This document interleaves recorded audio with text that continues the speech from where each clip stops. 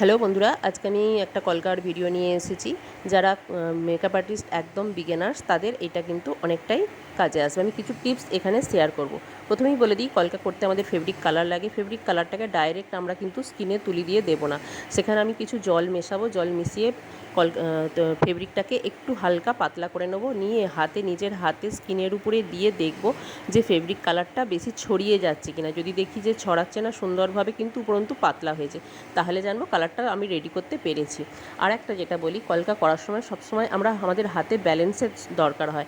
তো সে কারণে আমরা সবসময় কলকা যে হাতে করব সেই হাতের কোড়ে আঙুলটাকে স্কিনে বা মুখের উপরে টাচ করিয়ে সেই ব্যালেন্সটা আমরা তখন পেয়ে যাব। তাহলে কী হবে, আমাদের কলকাটা করতে ভীষণ সুবিধে হবে।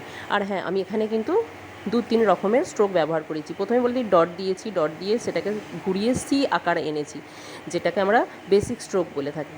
আর এই সি আকারের পাশে আমি কিছু পাতা কলকা করেছি। পাতা কলকাটা কি, আবার কিছু কালার অ্যাড করে আমি ফ্লাওয়ারের রূপ দিয়েছি। এখানে আমি পিঙ্কের সাথে মেরুন মিশিয়ে হালকা পিঙ্ক কালার তৈরি করেছি। আবার ব্লু এর সাথে মিশিয়ে, হোয়াইট মিশিয়ে সেখানে আমি একটু স্কাই ব্লুটা তৈরি করেছি। আমার এই কলকাটা কেমন হয়েছে সবাই একটু লাইক কমেন্ট করে জানাবেন। আর আমি বলে রাখি, আমার যে ব্রাইডাল মাস্টার ক্লাস শুরু হচ্ছে 15 তারিখ থেকে সেপ্টেম্বরে, সেখানে এরকম কলকার, অ্যাডভান্স কলকা এবং বেসিক কলকার অনেক টিপস আমি শেয়ার করি। এমনকি কলকার অনেকগুলো ক্লাসও স্টুডেন্টদের দেওয়া হয়। তো আপনারাই বলুন কীরকম হয়েছে আমার এই কলকাটা।